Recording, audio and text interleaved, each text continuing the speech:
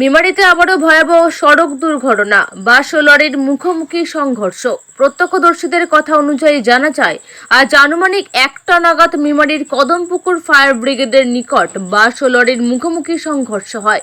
বাসটি সাতগেছিয়া থেকে মেমারির দিকে আসছিল এবং অপর দিক থেকে অর্থাৎ লরিটি মেমারির দিক থেকে সাতগেছিয়া যাচ্ছিল। উভয়েরই অতিরিক্ত গতি থাকায় নিয়ন্ত্রণ হারিয়ে মুখোমুখি সংঘর্ষ হয় বাস ও লরির।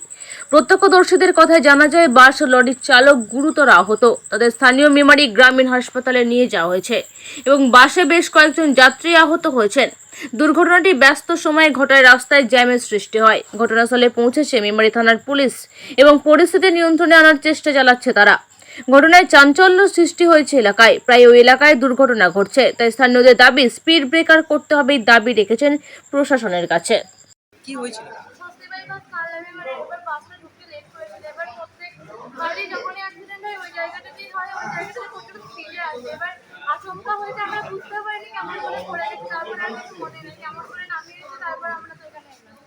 কোথা থেকে আসছিলেন? এইটা বাসটা কোথা থেকে ছেড়েছে? কালনা থেকে। কটা নাগাদ ঘটনাটি ঘটে? আনুমানিক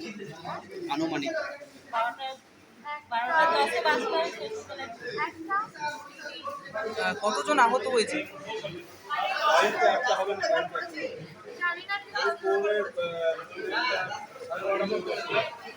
বারবার এই ধরনের দুর্ঘটনা ঘটছে এই রাস্তাতে, কি বলবেন? হ্যাঁ, আবার দাবি করছি যে আবার হাম করে দাও এবং মাননীয় মুখ্যমন্ত্রী বা মাননীয় পূর্তমন্ত্রীর কাছে আবেদন রাখবো যে তারা যেন সহযোগিতা করে এবং তারা যেন মানে ডিভিশন অফিসে বা রিজনাল অফিসে কথা বলে তারা যেন এবং মেমারি থানার ওসি বা এসপির সঙ্গে কথা বলে তারা যেন একটা সমাধান করে দেন। আমার নাম শান্ত করছেন। আমরা অবরোধ করবো, আমাদের এখানে হাম তৈরি করতে হবে, তবে আমরা ছাড়বো না। পুলিশ প্রশাসন অ্যাক্সিডেন্ট হয়েছে, কি করছেন আপনারা? আমরা অবরোধ করছি, মানে বাম্পারের দাবি নিয়ে অবরোধ। আজকে কি হয়েছিল? হাম দরকার ভাই, তাহলে হবে না। দাদা আজকে কি হয়েছিল? দীর্ঘদিন অ্যাক্সিডেন্ট হচ্ছে, দেখতে পাচ্ছ তুমি। কতক্ষণ ধরে অবরোধটা করছেন এখন অবধি? এই তো চলছে এখন। যদি আপনাদের দাবি পূরণ না হয় কি করবেন? তুলে দেবো। কি নাম আপনার? কি নাম আপনার? এখানেই বাড়ি নাকি? যাচ্ছে এবং বাস তাদের সময়সীমা ঠিক করেনি। সময়ের কারণে 20 টাকা বাঁচাবার জন্য তারা ভাবে ছুটে যাচ্ছে। এই জায়গাটা এর আগের দিন একটা শিশু প্রাণ হারিয়েছে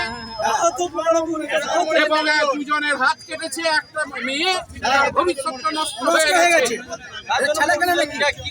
এইভাবে বারংবার এই ঘটনা ঘটছে। তাই আমি ঘোষণা দিলাম এখানকার নেতা হিসেবে, একজন তৃণমূলের কর্মী হিসেবে আমি ঘোষণা দিলাম আজ থেকে যতক্ষণ না এখানের ব্যবস্থা করবে এই রাস্তায় গাড়ি চলবে না।